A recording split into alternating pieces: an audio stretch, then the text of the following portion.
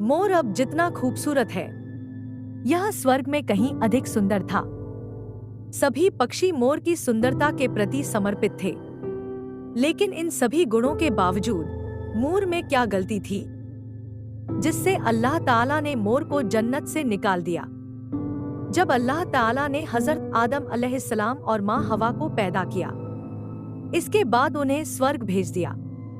वे दोनों स्वर्ग में बहुत शांति से रहते थे। वे बहुत स्वादिष्ट फल खाते थे, परंतु एक अनाज ऐसा था जिसे परमेश्वर ने उन्हें खाने से मना किया था, और वह अनाज गेहूं था। क्योंकि हजरत आदम अलैहिस्सलाम की वजह से शैतान को जन्नत से निकाल दिया गया था, इसी कारण शैतान हजरत आदम अलैहिस्सलाम से शत्रुता करने लगा। शैतान किसी भी तरह से हजरत आदम को जन्नत से निकालना चाहता था और माँ हवा को भी जन्नत से निकालना चाहता था।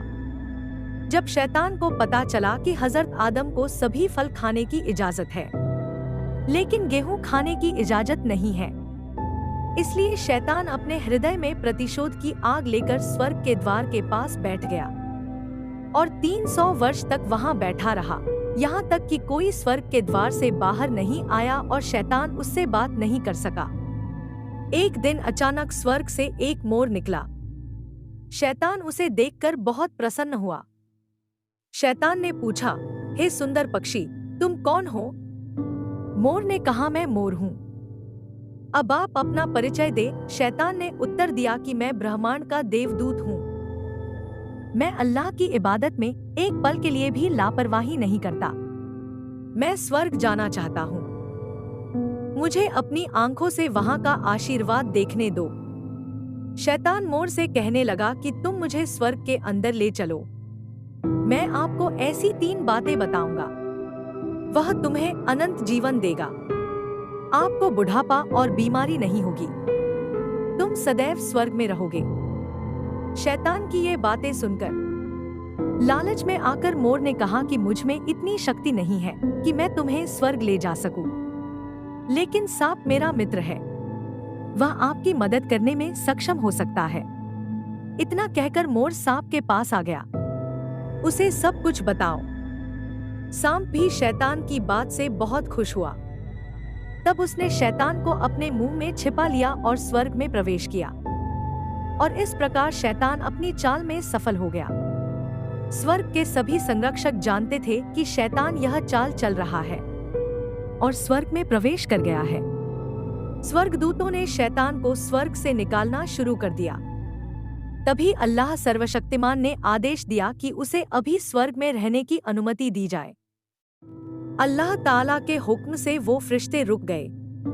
शायद यह हजरत आदम अलैहिस्सलाम की परीक्षा थी। शैतान हजरत आदम और माँ हव्वा के पास गया और अपने प्रेम का इजहार करने लगा। वे दोनों शैतान को पहचान नहीं सके, क्योंकि अतीत की तुलना में शैतान का स्वरूप बदल गया था। शैतान ने कहा कि मैं चाहता हूँ कि तुम दोनों सदैव इसी प्रकार स्वर्ग में रहो, हमेशा खुश रहो। हजरत आदम बड़े ध्यान से उनकी बात सुनने लगे।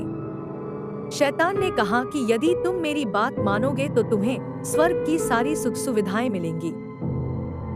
हजरत आदम, उन पर शांति हो, को शैतान ने बहकाया और पूछा कि यह कैसे संभव है। शैतान ने कहा, यदि तुम दोनों गेहूं का एक दाना भी चख लो, अतः तुम्हें शाश्वत शील प्राप्त होगा और तुम स्वर्ग में निवास करोगे।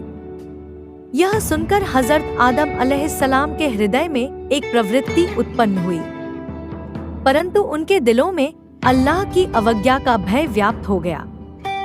वही माँ हवा शैतान की बातों में आ गई, जिस पर माँ हवा ने हजरत आदम अलैहिस्सलाम को मना लिया। फिर उसके बाद उन दोनों ने गेहूं के उस दाने को चखा। जैसे ही गेहूं का एक दाना उनके अंदर गया तो दोनों स्पष्ट हो गए, जिसके बाद दोनों ने अपनी 70 की उम्र छुपानी शुरू कर दी और वे परमेश्वर के भय से कांपने लगे। उसी समय अल्लाह ताला ने फरिश्तों को आदम और हव्वा दोनों को धरती पर लाने का आदेश दिया। हजरत आदम, उन पर शांति हो, को श्रीलंका के पास धरती पर भेजा गया था, जबकि माँ हवा को जेद्दा की भूमि पर लाया गया था। अपने खूबसूरत पैरों से मोर शैतान को स्वर्ग में ले आया था। अल्लाह ने मोर से वो खूबसूरत पैर छीन लिए। वह सांप जिसने अपने मुंह में शैतान छिपा रखा था, उसके मुंह की खूबसूरत खुशबू छीनकर इसे जहर दिया गया था। फिर मोर के साथ साथ सांप को भी स्वर्ग से निकाल दिया गया। तो यह थी मोर की कहानी, कैसे मोर को स्वर्ग से निकाला गया। तो अगर आपको यह कहानी पसंद आए तो कृपया वीडियो को लाइक करें और चैनल को सब्सक्राइब करें। धन्यवाद।